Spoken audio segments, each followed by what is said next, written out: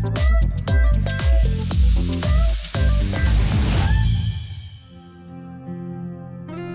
सभी को जय मसीह की। आज की आराधना सभा में मैं आप सभी का स्वागत करता हूं और मैं विश्वास करता हूं कि आप प्रभु की आराधना करने के लिए उत्साहित हैं। आइए हम परमेश्वर की आराधना करने से पहले कुछ वचनों की ओर चलते हैं। आइए हम परमेश्वर का वचन निकालेंगे। भजन संहिता उसका 87 अध्याय उसका 7 पद। गवैये और नर्तक दोनों कहेंगे, हमारे सब सोते तुझी में पाए जाते हैं। हालेलुया। भजनकार कहता है कि परमेश्वर हमारा श्रोता है, उसी से ही हमारे सारे आशीष, शांति, आनंद, बरकत सब उसी से मिलती है। स्रोत क्या होता है? जैसे कि एक पानी का झरना होता है, उस पानी के झरने से ही गांव-गांव में, शहर-शहर में पानी पहुंचता है। श्रोता वो झरना है। उसी प्रकार परमेश्वर जो है हमारा जीवन का श्रोता है, वो शांति का श्रोता है, वो आनंद का श्रोता है, वो बरकत का श्रोता है। हालेलुया। जब उसने हमारे लिए इतना कुछ कर रखा है तो क्यों ना हम उसके कामों को याद करके उसकी महिमा करें। वो जीवन का श्रोता, आनंद का श्रोता आज आराधना के समय परमेश्वर हमारे जीवन में दे देगा। हालेलुया। मैं विश्वास करता हूं कि आप उत्साहित हैं इस समय प्रभु की आराधना करने के लिए। आइए आराधना दल के साथ आराधना करने से पहले आइए हम दुआ करते हैं। प्रभु यीशु मसीह, हम धन्यवाद देते हैं कि तूने प्रभु इस समय को नियुक्त किया कि हम सब मिलके ऑनलाइन के माध्यम से तेरी आराधना स्तुति करें। प्रभु जी होने दे हमारे हृदयों में, हमारे प्रभु जी हृदय में, दिल में, मन में पवित्र आत्मा तेरे विचारों को उत्पन्न करे, जिससे हम भरपूरी के साथ तेरी आराधना स्तुति करें और तेरा पवित्र आत्मा हमारे जीवन में उतरे और हमारे जीवन को ज्यों का त्यों कर दे। प्रभु धन्यवाद देते हैं कि तूने हमारी दुआ को सुना है। यीशु के नाम से मांगते हैं, आमीन आमीन। राहों में कांटे अगर हो, रुकना नहीं, चलते जाना। यीशु तेरे साथ है, ये तुम विश्वास करना। संसार के अंत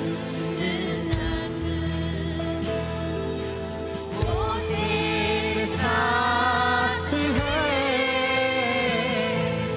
राहों में कांटे अगर हो, रुकना नहीं, चलते जाना। यीशु तेरे साथ है, ये तुम विश्वास करना। आंधी आने दो, आंधी आने दो, आने दो तूफान। आंधी आने दो, आने दो तूफान। वो नैया क्या डूबेगी जिसमें है यीशु महान। राहों में कांटे अगर हो, रुकना नहीं, चलते जाना। यीशु तेरे साथ है, ये तुम विश्वास करना। संसार के अंत तक वो तेरे साथ है, राहों में कांटे अगर हो, रुकना नहीं, चलते जाना। यीशु तेरे साथ है, ये तुम विश्वास करना। तुझसे भर डर सताए तुझे, सूली पर तू गौर करे। घर मौत का डर सताए तुझे, सूली पर तू गौर करे। यीशु ने मौत उस पर तू विश्वास कर। राहों में कांटे अगर हो, रुकना नहीं, चलते जाना। यीशु तेरे साथ है, ये तुम विश्वास करना। संसार के अंत तक वो तेरे साथ है। राहों में कांटे अगर हो, रुकना नहीं, चलते जाना। यीशु तेरे साथ है, ये तुम विश्वास करना। दुख से भरी ये जिंदगी, मुसीबत भरे रास्ते हैं। दुख से भरी है जिंदगी, मुसीबत भरे रास्ते हैं। दुख दूर हो जाएंगे तेरे, कर तू यीशु के साथ है। राहों में कांटे अगर हो, रुकना नहीं, चलते जाना। यीशु तेरे साथ है, ये तुम विश्वास करना। संसार के अंत तक वो तेरे साथ है। राहों में कांटे अगर हो, रुकना नहीं, चलते जाना। यीशु तेरे साथ, ये तुम विश्वास करना। यह समय सूचनाओं का है। इस सप्ताह के लिए सूचना इस प्रकार से है। फरीदाबाद के अलग अलग स्थानों में grace Assembly of God church की आराधना सभा होती है, जैसे कि मैं एस्तर लकड़ा और मैं इवेन लाकरा, हम दोनों मिलकर Grace Assembly of God Church Dheeraj Nagar में सेवकाई करते हैं। मैं अरुण, मैं बसंती, हम Grace Assembly of God Church Ramnagar में सेवकाई करते हैं। मेरा नाम जॉनसन मसीह है। मेरा नाम नीलम मसीह है। हम दोनों मिलके grace Assembly of God church Surajkund में सेवा करते हैं। मैं अखिल, मैं अनुपमा जॉय, हम दोनों मिलकर Grace Assembly of God church Bharat colony में सेवा करते हैं। मेरा नाम अश्मिता साहा और मेरा नाम आदित्य साहा है। और हम दोनों मिलकर Grace Assembly of God church 21D और गदाखोर में सेवा करते हैं। मैं वरुण, मैं पायल, हम दोनों मिलकर Grace Assembly of God Church Dayalnagar में सेवकाई करते हैं। मैं जीवनदीप, मैं पुष्पा, हम दोनों मिलकर Grace Assembly of God Church Nimka में सेवा करते हैं। मेरा नाम शाहरुख है और मैं पास्टर जीवनदीप के साथ मिलके grace Assembly of God church Neemka में सेवकाई करता हूँ। अंग्रेजी की आराधना सभा सुबह 10 बजे 21C क्षेत्र में होती है। यदि आप इन क्षेत्रों के आसपास रहते हैं, मैं आप सबको उत्साहित करूंगा कि आप जरूर हमारे साथ इस आराधना सभा में सहभागी हो, ताकि हम सब मिलकर प्रभु की आराधना करने पाए। हर रविवार को सुबह 11 बजे ऑनलाइन आत्मिक विचार प्रस्तुत किया जाता है। यदि आप किसी भी कारण से कलीसिया भवन नहीं जा पाते हैं, तो आप ऑनलाइन के माध्यम से जुड़ सकते हैं, ताकि हम सब मिलकर परमेश्वर के वचनों में बढ़ने पाए। हर शुक्रवार को शाम 6:30 बजे शुक्रवार की प्रार्थना सभा हमारे मुख्य कलीसिया भवन 21C में होती है। मैं आप सबको उत्साहित करूंगा कि आप जरूर इस प्रार्थना सभा में सहभागी हो। यदि आप किसी भी कारण से कलीसिया भवन नहीं आ पाते, तो आप ऑनलाइन के माध्यम से जुड़ सकते हैं, जैसे कि फेसबुक और यूट्यूब के द्वारा। हर रोज पासवान और प्रार्थना का दल आप सबके लिए मिलकर प्रार्थना करते हैं। यदि आप में से किसी के पास कोई भी प्रार्थना निवेदन है, तो आप जरूर हमारे दिए गए नंबर पर भेजें या किसी भी एक पासवान को बांटें, ताकि हम सब मिलकर आपके लिए प्रार्थना करने पाए। आने वाले 18 और 19 मार्च को वेदारी की आराधना सभा हमारे मुख्य कलीसिया भवन 21C में होगी, जिसका समय शाम 6:30 बजे है। मैं आप सबको उत्साहित करूंगा कि आप इस वेदारी की आराधना सभा में जरूर हमारे साथ सहभागी हो, ताकि हम सब मिलकर परमेश्वर की आराधना करने पाए। आज के लिए इतना ही। अधिक जानकारी के लिए अपने क्षेत्रीय पासवानों से संपर्क करें। ये समय है प्रियो अपने परमेश्वर को भेंट और दशवांश देने का, और हम जानते हैं जब हम अपने परमेश्वर को भेंट और दशवांश देते हैं तो परमेश्वर हमारे जीवन में अपरंपार की आशीष को देता है। हो सकता है वो हमारे आर्थिक जीवन में आशीष दे, हमारे परिवार में आशीष दे, हमारे व्यक्तिगत जीवन में आशीष दे, मगर परमेश्वर आशीषों का स्रोत है। हमें ये जानने की बहुत ज़रूरत है। मेरे साथ एक वचन निकालेंगे, नीति वचन 18 अध्याय उसका 16 पद। इसमें इस प्रकार से लिखा है, भेंट मनुष्य के लिए द्वार खोल देती है। आमेन। परमेश्वर के राज्य में जो हम बोते हैं वो हमारे लिए डबल रीति से आशीष का कारण होता है। आमेन। क्योंकि हम जानते हैं जो हमारे अंदर श्वास चल रही है, जो हमारे अंदर काबिलियत है, वो हमारी ओर से नहीं है, वो परमेश्वर की ओर से है। परमेश्वर ने विश्वास योग्यता के साथ हमारे जीवन में आशीष को रखा है, तो हमें भी विश्वास योग्यता के साथ उस आशीष में से परमेश्वर के राज्य के लिए बोना बहुत ज़रूरी है। हालेलुया। क्योंकि विश्वास योग्यता हम अपने भेंट के द्वारा, दशवांश के द्वारा भी दिखाते हैं। हालेलुया। मैं विश्वास करता हूँ कि आप परमेश्वर के वचन को समझ गए।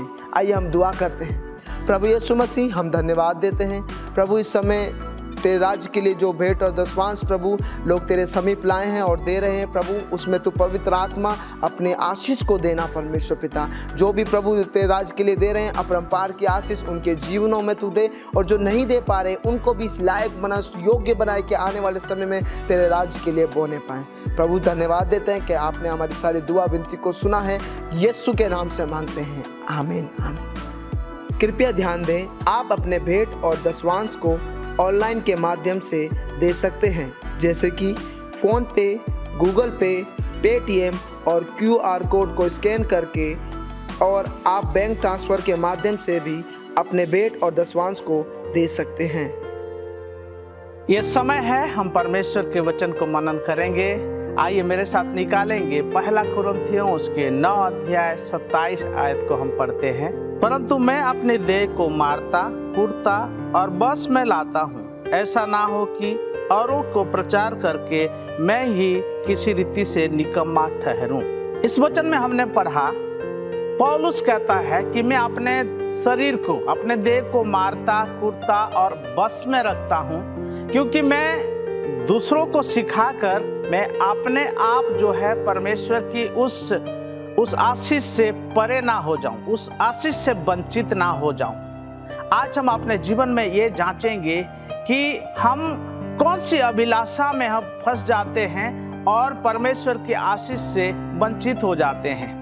हम 1-2 उदाहरण को देखेंगे जल्दी से। हम जानते हैं कि यूसुफ जवान था। यूसुफ जो पुराने नियम में हम पाते हैं, उसका जीवन को हम देखते हैं। वो जवान था और वो ऐसे परिस्थिति से परमेश्वर उनको निकाला, ऐसे मुसीबत से परमेश्वर उनको बचाया। क्यों बचाया? क्योंकि वो खुद जो है परमेश्वर के साथ साथ चलता था, और वो कभी भी नहीं चाहता था कि मैं इस सभी चीज़ों में फंस जाऊं। ये सब शरीर की अभिलाषा, ये सब संसार का जो विचार है, संसार की बातों में नहीं फंसने के लिए वो हमेशा वो प्रयास करता था, और वो हमेशा परमेश्वर का भय मानता था। यूसुफ के जीवन में इतना बड़ा मुश्किल, इतना बड़ा एक परीक्षा आई, लेकिन वो कैसे बच पाया? क्योंकि परमेश्वर का वो भय मानता था, और इसीलिए परमेश्वर के नाम को ऊंचा उठाने के लिए उसने कहा, मैं परमेश्वर के विरुद्ध पाप नहीं कर सकता हूँ, क्योंकि मैं जानता हूँ जिसके घर में मैं काम कर रहा हूँ, और उस जो पोतीफर की जो पत्नी थी, उनके साथ जो भी गलत काम करने के लिए वो आई थी, लेकिन उस समय पर उस यूसुफ ने मना किया कि मैं परमेश्वर के विरुद्ध पाप नहीं कर सकता हूँ। जिस परमेश्वर ने मुझे ये अवसर दिया है, और परमेश्वर मुझे और भी आगे बढ़ा रहे हैं, तो मैं इस सब चीज़ों से मैं नहीं फंसने वाला हूँ, क्योंकि वो परमेश्वर का भय मानता था। वो अपने शारीरिक अभिलाषाओं में नहीं फंसा, वो शरीर की इच्छा के अनुसार नहीं जिया, वो संसार की ओर अपने आंखें नहीं उठाई या संसार की बातों में नहीं फंसा। जैसे पौलुस कहता है कि अपने शरीर को, अपने देह को मारता हूँ, कूटता हूँ और बस में करता हूँ, अपने अधिकार में रखता हूँ, ताकि मैं शरीर की इच्छा के अनुसार नहीं, प्रभु परमेश्वर ने जिस मकसद से मुझे रखा है, जिस काम के लिए रखा है, मैं वही काम करूंगा और परमेश्वर की इच्छा के अनुसार चलूंगा। ये उसने ठान लिया। हम जानते हैं, दूसरे एक उदाहरण में देना चाहता हूँ, दानियल जो उसको जो है चुना गया था, बेबीलोन से उन लोगों को लेकर लाया गया था ताकि वो बुद्धिमान हो, अच्छा जो है ज्ञानवान हो और अच्छा भोजन खाए, मतलब बहुत ऐसे बातें उनके ऊपर रखा गया था दानियल और उनके साथी लोगों को। लेकिन दानियल ने ठान लिया कि मैं इस राजा का भोजन खाकर मैं अशुद्ध नहीं होना चाहता हूँ। राजा का राजमहल में जो खाना वहाँ पे इसीलिए दिया जाता था कि ये लोग खाए पिए और बिल्कुल तंदुरुस्त रहे और जो है बिल्कुल बीमार ना हो जाए, और ऐसे सोच विचार में उनको अच्छा वो सब खाना दिया जाता था। और वहाँ पे दानियल ठान लेता है कि मैं राजा के इस राजमहल के खाना खाकर मैं अपने आप को अशुद्ध नहीं करना चाहता हूँ। दानियल के खाना जब हम दानियल की पुस्तक पहले अध्याय में हम पढ़ते हैं, वहाँ पे जो है दानियल कहता है कि मैं सब्जियां या फिर दाल साग पात, वहाँ पे लिखा हुआ है कि मैं ये खाऊंगा और बाकी जो लोगों को आप 10 दिन तक आप परख कर देखो वो कैसे रहते हैं, और हम जो साग पात और पानी ही पिएंगे और हमको देखना क्या हम बीमार लगेंगे या फिर हम क्या कमजोर हो जाएंगे। उस खोजे के प्रधान को ये चुनौती दिया था।